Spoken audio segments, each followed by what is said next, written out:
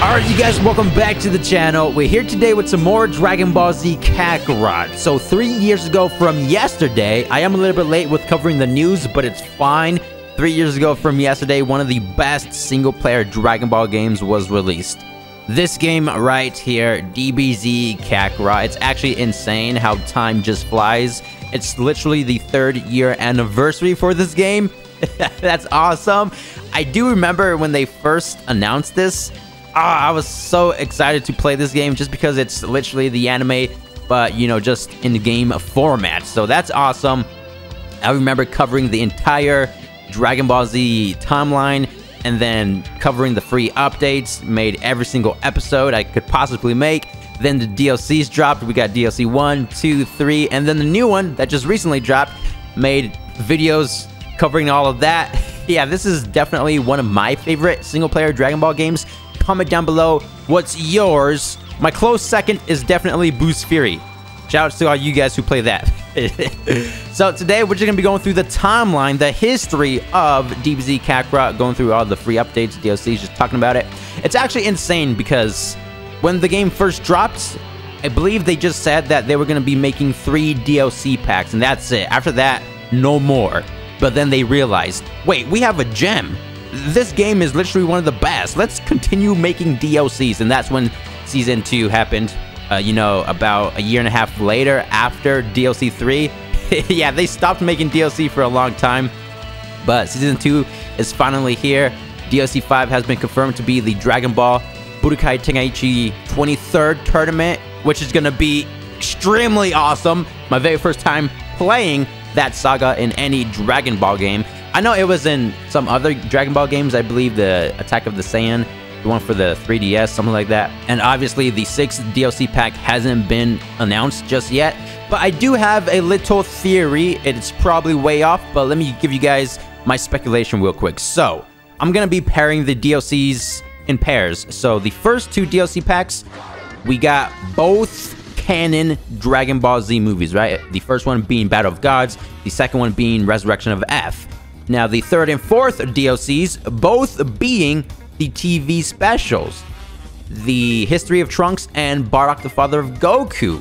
Now, the 5th and 6th DLC packs, the last 2, the 5th one obviously being the 23rd Budokai Tenkaichi tournament from Dragon Ball, which is before Dragon Ball Z. Now, as for the 6th DLC, what could possibly pair up with the 23rd Budokai tournament, right? You know how the first 2 are pairing up just fine, both canon Z movies, both TV specials. Now for the last pair, I'm thinking after DBZ, right? Before and after. So they're doing the final saga from Dragon Ball before DBZ. How about do the final saga after Dragon Ball Z, which is the end of Z arc? Now, I'm not sure if that's going to happen at all. Again, that was just a theory. I mean, it would be cool to see the end of Z arc, but at the same time, really not much content from it. So, very interesting to see what they're going to do if they happen to do that saga. And also, it's going to be another tournament saga, which I don't know about that. Getting another tournament after the DLC 5 tournament one. Yeah, so that one's probably a stretch. But again, comment down below your DLC 6 prediction. Anywho, so as for the very first update that happened within DBZ Kakarot, I believe it was this time machine right here, which is extremely dang cool. However, it wasn't the best just because, let's say if I want to replay this mission right here, buying time, which I believe is when Goku transforms into Super Saiyan 3, the enemies, they don't match your level, so you basically just one-shot them. I stay level 300, and the enemies stay their current level, whatever the main storyline provides them with. Yeah, it's that level, which I believe is around 40, which is no fun at all because you literally just one-shot them. I mean, I guess that's cool, and it does make sense because this is end of Z Goku, but at the same time, what if you want to replay these story missions, but just in a harder difficulty? And I know within a future free update pack, they dropped the hard difficulty setting, but it is a bit difficult, definitely a lot harder than the original game, but it's not extremely difficult. You can still beat it with ease, at least I think. Let's go ahead and skip this. occupy as much time. Yeah, he's level 60. I'm 300. And check this out. Oh, 2 punches right there. His first health bar is gone. Not too bad, actually. I mean, this is closer to the end of the game, so yeah, he's expected to be a bit more difficult than the earlier story missions. But yeah, I feel like it would have been way better if they just came out with a new game plus. So after you beat the storyline, you get to replay the storyline, but it'll be a lot more difficult. You know, they'll match your level, your transformations. They'll be level 300 or something like that. You know how they dropped the new Game Plus mode for different types of games. I believe a good example, Spider-Man Remastered got one of that in a future update. Yeah, that would have been cool to see. I mean, it is awesome how they're trying to use the Dragon Ball Z resources. I mean, including the time machine and going back to play the story missions is extremely cool and something only Dragon Ball can do, right? Just because of Trunks. Massive shouts to Trunks for giving us a time machine. Or Bulma, I should say. So yeah, that's the first thing I wanted to go over. The first free update. The second thing we got, I believe, was the very first DLC pack, Battle of Gods. Now, for what it was, I definitely enjoyed it. You know, they told the Battle of Gods saga a bit different than the movie and anime. Whis teleported Goku and Vegeta over to Beerus' planet. They helped them unlock their Super Saiyan God powers.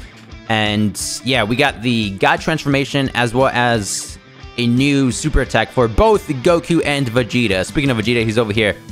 Alright, we'll go ahead and do that side quest later on, but let's go ahead and fight Beerus.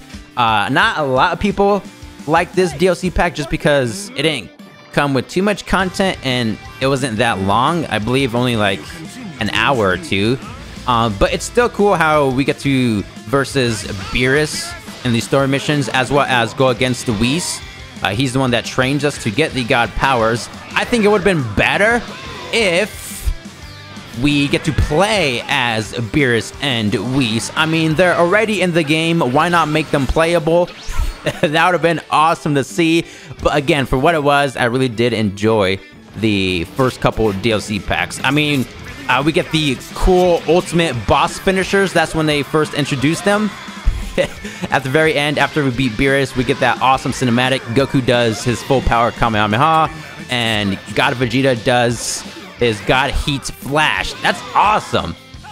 So yeah, that's pretty much all they gave us for this DLC. I mean, obviously the planets as well, you know, free roaming here, but we can't really do much except go against Beerus and Whis. That's totally fine because that's all you can do. Even in the anime, that's all they do. They go over to Beerus' planet just to fight and train, spar, all that good stuff. Oh, this is one of the better Surge combos. I do have to say that. Shoutouts to the Super Saiyan God transformation. Oh, that's a very awesome cinematic. See, he has his very own cinematic, a bunch of different super attacks. So why not just make them playable right off the bat? Or at least have them be unlockable. We also received a couple side missions. Not too much, I believe only 1 or 2. Yeah, I think it was 2 different side missions. One of them, we teamed up with Vegeta to go up against Beerus. That was extremely cool. And yeah, that's basically all we got from the first DLC pack. Let me know what you guys think about that. I mean, again, I was here for the entire DBZ Kakarot game, all 3 DLCs. I covered everything, made episodes about each saga, stuff like that. So I'm definitely going to be there for the very end of DBZ Kakarot as well. If they decide to continue into Season 3, I'm there. You know? Alright, I just died. Let's go ahead and talk about DLC 2, which is something similar to DLC 1. The story was a lot better just because, you know, we get to fight Frieza. It's basically the resurrection of F movie. I believe instead of 2 side stories, we got like 4 side stories after we beat Frieza. You know, we get to do these, what are they called? Sub-missions. I mean, we even got a Golden Frieza boss fights. I'm not talking about the one in the actual story missions. I'm talking post DLC 2, where he's just waiting for you, chilling right besides West City. 3 different levels, I believe. Level 230, 270, and 300. That's the first time they introduced a level 300 boss, I believe. Because even in DLC 1, Beerus wasn't level 300. I believe 250, right? Yeah, so again, same deal, something similar to DLC 1, where we do the Wii story missions. He helps us unlock Super Saiyan Blue, and yeah, we go through the story. We fight Golden Frieza. The animated cutscenes are awesome. Again, with the ultimate finish, Super Saiyan Blue versus Golden Frieza. That's always cool to see. Then after that, we got to keep sparring with Whis and Beerus. And yeah, a bit more extra content. Again, we got 2 super attacks, Ultimate Kamehameha and Ultimate Sonic Fist for Goku. For Vegeta, we have Ultimate Galick Gun and Ultrasonic Fist again. So instead of 1, they up the past DLCs with an extra super attack. 2 this time around. And of course, the Super Saiyan Blue transformation. So it was a bit better than the first one for sure. But again, I think they're all greats. Now, it's not until DLC 3 where we get a whole bunch of different content, right? I mean, they went even further beyond, quite literally. They implemented the entire History of Trunks arc as well as the Dragon Ball Super arc. I believe it's from Dragon Ball Super. We saw it there, but again, they fought DBZ villains. We got the Majin Buu saga for Trunks, right? Which is awesome. This was definitely one of the better DLCs, even after Bardock Alone Against Fate. I think this is still number 1. Bardock is close second. You know, just content-wise, right? Again, we got the insane story mode. We got a new playable character, Future Trunks, with an enormous skill tree. Look at this. A bunch of different know-hows, 2 new transformations, a bunch of different attacks. Limit Break Masenko, Burning Attack. You know, the DLC stories were awesome. We got like 2 different ultimate finishers, Trunks versus Cell and Trunks versus Android 17. Well, yo, that cutscene when Future Gohan did the Masenko, then it, you know, time skipped back over to Future Trunks doing a Masenko. That was awesome. Definitely one of the better DLC packs. I could replay one of these story missions. Oh, that's return to the main story. How do we play the old missions? Oh yeah, it's the time machine. We have to utilize the time machine again. Comment down below what's your favorite DLC pack. Let's move up to the 4th and final one. Before we get to that, I actually forgot to cover the other free update. The first one was the time machine. The second one was actually the Potara Fusion update, which I believe, yeah, I don't have at the moment, but this is a different save file. That's why I don't have it. But yeah, we get to fuse in battle into Vegito, then transform into Super Vegito. Well, actually, after you use the Potara Fusion, he automatically transforms into Super Vegito. But yeah, that's awesome. Again, something they should have included in the base game, but it's totally fine. I think they eventually came out with it as an update. And yeah, Vegito is playable. Same thing with Gotenks. Yeah, I believe that's the order of the free updates and DLCs. First Time Machine, then the 3 DLCs, and then the Fusion update, and then the last thing we have is the Bardock DLC. And I can't decide if this is the best DLC pack or the second best, just because DLC 3 was extremely cool. Yeah, I think I'm gonna have to place DLC 3 above this one. But hopefully 5 and 6 exceed expectation, just because it's been said that they're both gonna be story arc DLCs, something similar to 3 and 4. So we're gonna be seeing everything, probably new planets, hopefully, you know, new spawn locations, super attacks, transformations, characters, story missions, cool boss finishers. I'm glad we got one for this one. After you beat Frieza while playing as Bardock, you get this cool cinematic where he does a dual super final spirit cannon with both hands, because usually he just shoots it out with one. Yeah, that was awesome to see. The storyline was cool. We even got a secret storyline, the Prince Vegeta story saga, which I haven't completed just yet. Stay tuned for tomorrow. Hopefully I'll get that out by tomorrow. So after you beat DLC 4, you get to go to the training grounds and do all the different types of horde battles, right? This was actually introduced in DLC 2. Forgot to mention that.